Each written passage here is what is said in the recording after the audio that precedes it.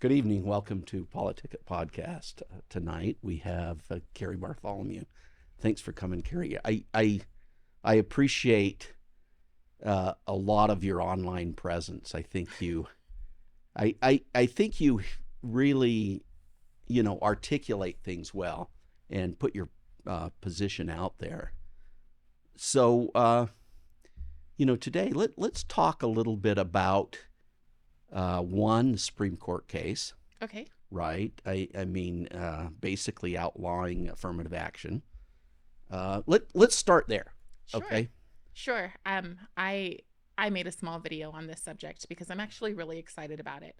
And I know that there are people who immediately will say, "Oh, well, she's just the black-faced of white supremacy," as they Right, do, right? right, But my argument is that when you get something, when you get something for absolutely just for this color of your skin or your gender or anything else, then you don't believe in your soul that you earned that. So for me, and I'm not a politician, right? So right. I'm simply talking from your common everyday person type of view. But for me, the story that I have is when I was 17, I was in theater in my little small town, and somebody came up to me and said, we've lost our Rosalind for Shakespeare, for As You Like It. And I really think you'd be great at it. So I went to the audition and I did a great job. And all of the cast was super excited. They were like, "Yay, one door closes, another one opens." And the director said, "No, she's black." And it was, there was no other option. And so I just looked at him and I said, "Well, I'm what you've got. So you can close the play down." And so I did the play. And the opening night of the play, there was this old man, he was white, out in the audience, and he made some very strong comments before it even started. He was like, "This is disgusting. Shakespeare didn't write for black people." So it's funny because a lot of people think I don't understand racism. And trust me, even today, I know that racism is there. In fact, it's on both sides of the aisle, right? Um, but when I did the play and after I finished it, the man came up to me and he shook my hand and he had tears in his eyes and he said, "I was wrong." So we can change hearts and minds of people by being more than they expect from us. But I believe that affirmative action has told people, expect less from these people. I really do. And I think that you can't go into a job and our human nature isn't going to let us go, not think about it, not go, "I wonder if they're an affirmative hire." So I feel like this wipes that off the table. And now we can start to look at the real problems and the real solutions for our kids, because our kids have been told you don't have to try as hard because you'll probably get a scholarship because you're the right color. And that is disgusting.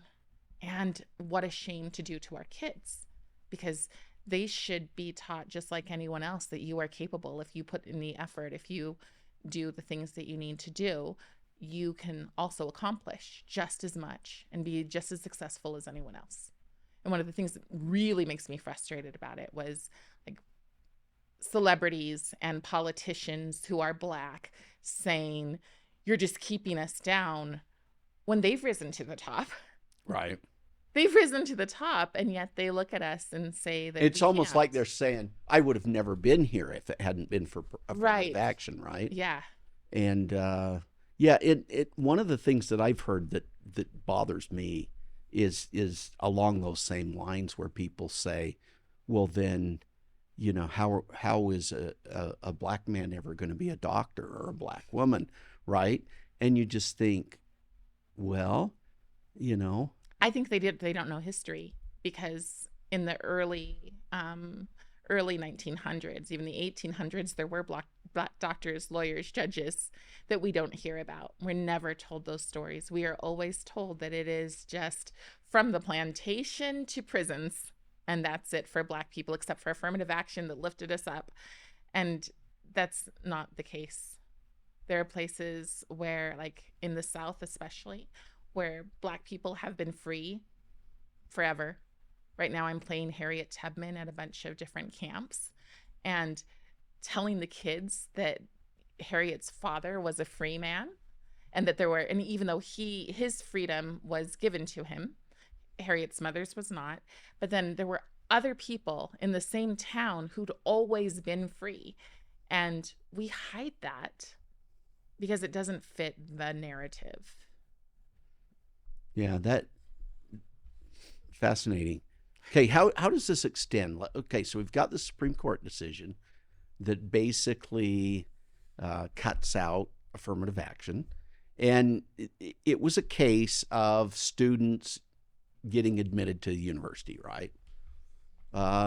So we've got on college campuses, we've got these diversity, equity, and inclusion departments that, in the state of Utah, we're spending close to $12 million on these.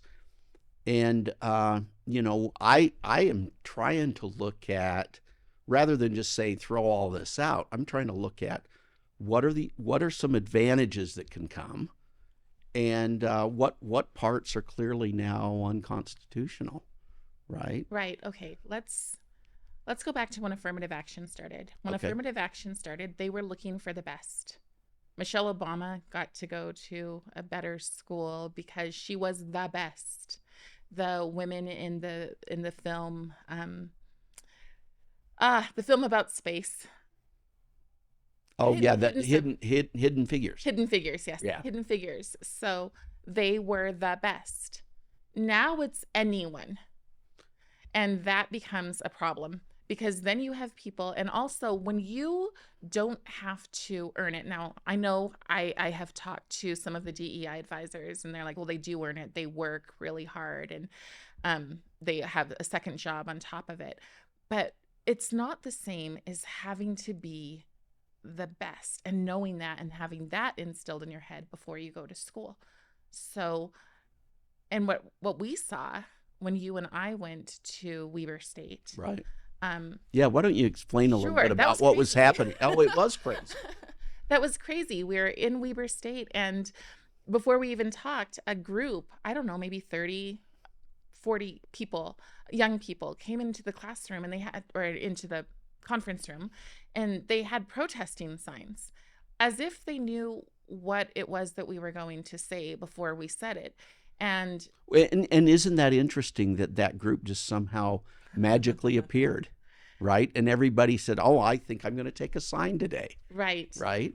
And the fact is that comes down to the leaders that are chosen in Utah. Okay, we are only listening to one Black voice in Utah, and I get it that people are super, super tired of the black and white issue, but believe me, nobody's more tired than the minority who's like, "Shut up and let me leave. Just let me live my life." Right. So, because we don't want this. In fact, so many of the families here are interracial anyways, and we're like, don't tell us to hate our spouses. Like, this is stupid. We're not racist. Right. So you have these people that are they're in charge. They're appointed. The light shines on them. They're anointed. They're anointed. The press is like, anything they say, "Oh, I'm so tired." And you're just like, you don't get to speak for us. And I'm sorry, but probably when I said racism exists in the past and today, the most racist thing I see is that these five people that I can think of, they get to be the voice for all of us, and they're just not. So I really feel like it's time that we have a new narrative. So when we went to Weber State, one of those people, one of the five, was in the room, and I noticed that she nodded her head when you or I spoke, and they would turn their backs on us. So, and it's so funny to me because these are the people who are teaching. Yeah, it's like there were a bunch of puppets back there on Yes, the row, right? And yes. they had a leader that was clearly telling them what to do. Yes, and these are the people that are teaching macroaggressions. Yeah. And while And they're micro. performing massively micro. Yeah. Could you imagine these kids, and this is what kills me, okay? When I was talking to the DEI advisor, she was like, "You seemed really angry." And I'm like, well, I am. I'm really angry that these kids are going to college to begin to launch off into the world, and they cannot handle discussion and a differing of opinion. And if had they listened to my opinion, they would have seen that I'm not a person who can't handle diversity, as some of these posters said. I have no problem with diversity. I just believe that when you're sitting in a room, you do not center around the marginalized at the exclusion of other people, because then we are not taught to be pro-human. We're just taught to divide ourselves. And we know that. Divided we fall. Right. And so if you go to the whole like white supremacist thing, I know you get called that a lot. And Right. I get called the voice of it with a black face and whatever, you know. But if you go to what white supremacy is, and you like, somebody had asked me, what's the end game here? If you believe that America is a sovereign country, and I'm not talking sovereign citizens, Right. I don't understand any of that. But if you believe that America is a country that deserves to have its liberty, that it is worth saving, and you're not a globalist, then you're a white supremacist today. That's ultimately where it goes. Now, these groups, they're all looking for things that benefit them. So you will hear, if you listen to like social media, you will hear people say that I don't care about crime in my community. I don't care about this. I don't care. I just want my money. And I think ultimately so many of the problems that we have come down to people being willing to sell their souls for money. So Black people don't realize what DEI in their schools and social and emotional learning in their schools are going to do to their Black kids. They just think, whatever, who's going to give me that check? Who's going to give me those reparations? Or who's going to give me that power? Because that's a commodity in itself. Right. And it really is about power, isn't it? Very much so. I mean, when those kids were on the back row turning their backs, that was a demonstration of power, right? Yes. They basically said, I don't have to listen to you, which they don't. Yeah. Right? Everyone has that right. That was an interesting thing when I was talking to the DEI person, because she said protests have happened since the beginning of time. And I thought, yes, they have. But they've been well-informed people usually. These kids were not well-informed. And they didn't want to learn anything. No. Right? No, they came there to intimidate. Right. And what I mean by not being well-informed is they don't realize how much they're being used. James Lindsay recently did a podcast dedicated to young woke people. And one thing that he said was, you need to understand this. If we win, you lose. But also, if you win, you lose. Because all of your disruptive energy, your, I want what I want, or I'm going to burn it all down, that is a liability when the people up on the top who really want the power come into their full power. Yeah. So these kids, so when this woman said, you seemed really mad, I'm like, I'm furious. I'm furious because these kids are being used. And the way they're being used is the same way, to go back to the Black issue, the same way that African Americans have been used. Social and emotional learning is exactly what they did to African Americans. Let's get rid of focusing on your academics, and let's think about how you've been oppressed, how people have wronged you. Let's fill you with resentment, so that you were incapable of doing anything else. And those of us who can see that, they hate us. Right. They absolutely despise us, because we're like Harriet Tubman saying, come on over, get out of that mess. Right. So yeah, go ahead. Well, we're gonna take a break, okay, and we'll come right back.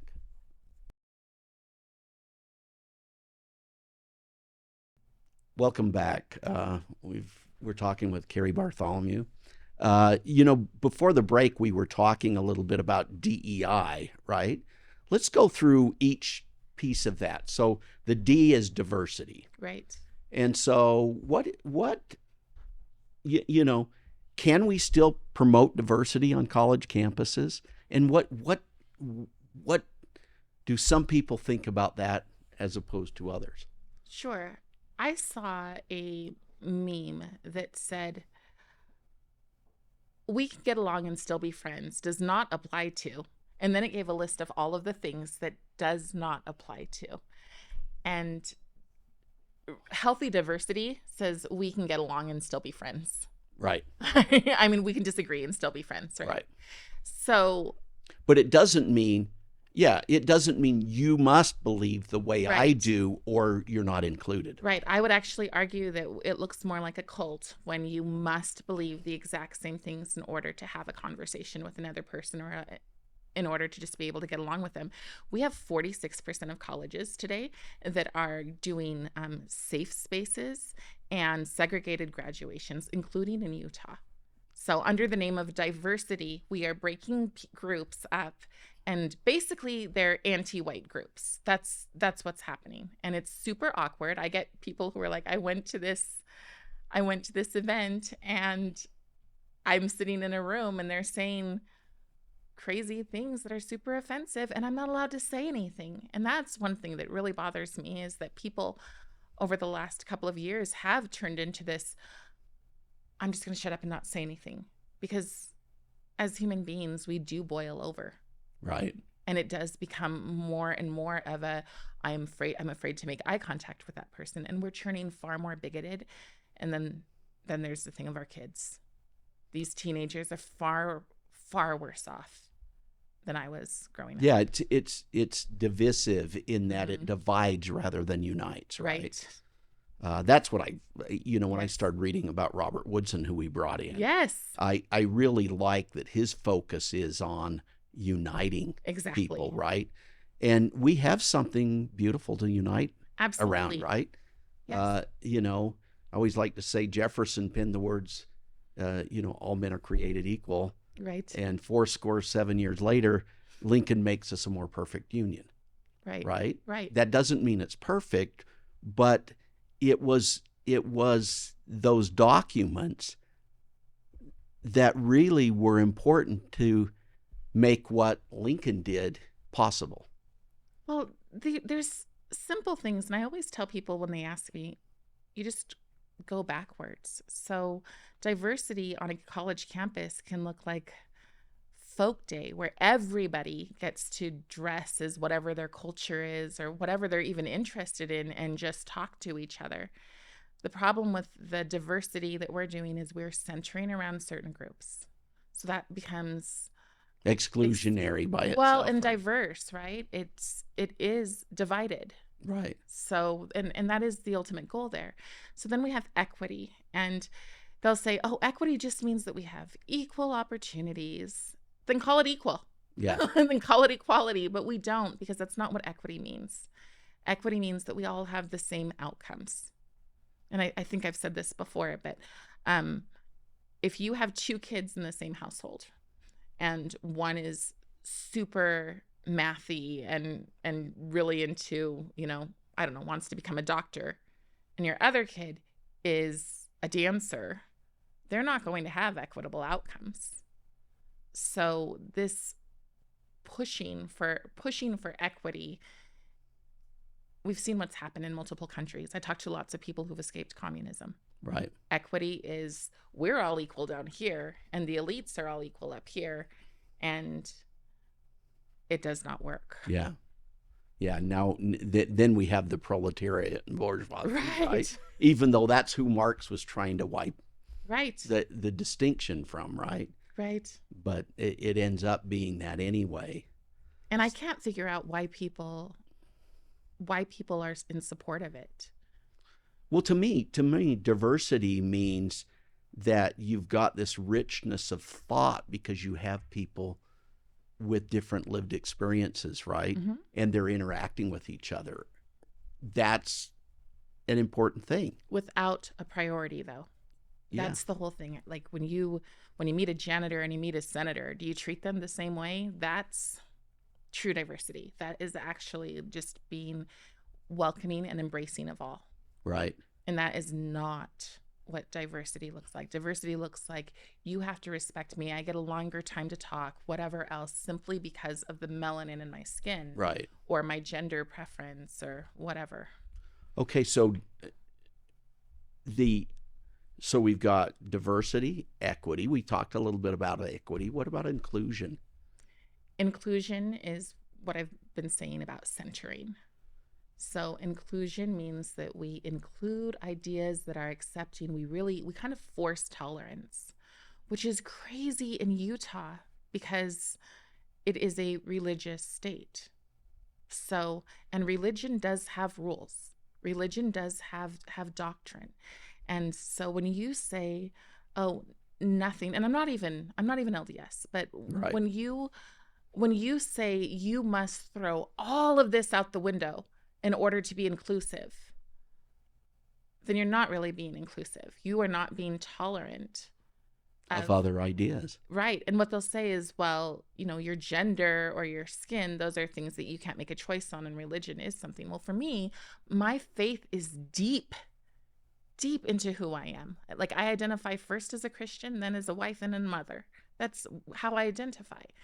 And to take that away from me, or to even make me or my child, especially our kids, have to go to school and put up with a bunch of stuff that they fundamentally do not agree with. Yeah. You wouldn't flip this Well, around. I think we're in a great situation in Utah because we can do things, and I hate to use this term, the Utah way, right? I mean, we've got a situation here where the predominant religion was one that was persecuted, Mm-hmm. right? So the majority of the state are people whose ancestors were also not treated very well, Right. right? And so I think the empathy is already there, Yes. right? And I think people understand that, that was wrong, Yes. and see, that's the other thing. I think the whole idea of right and wrong Right. is something that wants to be wiped out Right. with this way of thinking, right? Right. Well, so let's hit empathy for a Okay. second. Empathy Okay. can be weaponized. So it can be, well, you've been treated this way and we've been treated this way. So let's join forces and demand, demand, demand. Right. So I That's believe, the whole intersectionality thing, yes, right? yes. And we're seeing a lot of that. What I think is more of a concern in Utah is fear, is the fear culture, like safety, safety, safety, safety everywhere. And so going back to Weber State, these kids are not capable of hearing a different point of view because it makes them feel unsafe to listen to another person. That is, A weird culture. it's a sad culture. Yeah. It is a very sad culture. And then you go all the way back to what we started with the African American culture, the predominant way, the, Whitey's going to get me kind of attitude. It started here, and every terrible thing that's been done in African American culture is now moving forward. It's like they spent 20 years knocking things off the list, going, "Oh, that worked. Oh, that made these working class men who were proud of their families, that made them stop working and turn to drugs. That made them blame everybody else for their problems. Okay, that worked. So let's do that. And let's apply that over here now with first our colleges, and then they send out especially our educators. Right. And now it's coming down to our children. And that's why I believe that the narrative we have to go all the way back with that narrative. We need to stop it dead in its tracks with our children. And then after our kids, hopefully those, because let me be clear about this, there are some excellent teachers out there who are distraught because they're saying, why do we have to do this? I look at a baby, I look at my students, and I just see this wonderful bundle of potential. And now you want me to look at them. Now you want me to teach them about sex. Now you want me to, make them feel self-conscious about color. And I know what they're doing, back to empathy, is saying, be proud of your color. Kids don't care about their color. They don't. You know, they can think that they're a princess, and it doesn't mean that they need to have a princess who swims and looks just like them. Like, it's Right. just, it's not a thing for them until they're taught. And sadly, they are taught. And you're constantly hearing, well, that's what white people do. But that has not been my experience. My experience is that the people who say, look out for whitey, are not white. The people who are saying that somebody's out to get you, you can never achieve, all of these terrible narratives are minorities, specifically African Americans in leadership. So we're about out of time, Sure, yeah. right? So Okay. so how do we move forward? Oh, okay. Well, we're having Bob Woodson come out again. And I think that this is a really good start because Bob Woodson, he's a civil rights hero, and he has figured things out in various communities. He started with education that is uniting. So first you have to realize that a lot of people have been manipulated into a point where they say things that they don't believe, and when you say things that you don't believe enough, you start to actually believe it. And that's where a lot of society is today. So you have to break free of that. But then you have to start looking and challenging yourself to listen to other voices.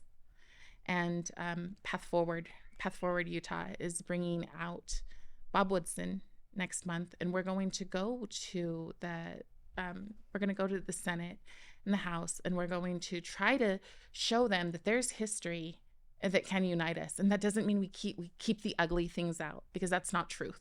You have to keep the ugly things in, but you have to come from a place of love and wanting to grow versus a place of resentment and wanting to just acquire power.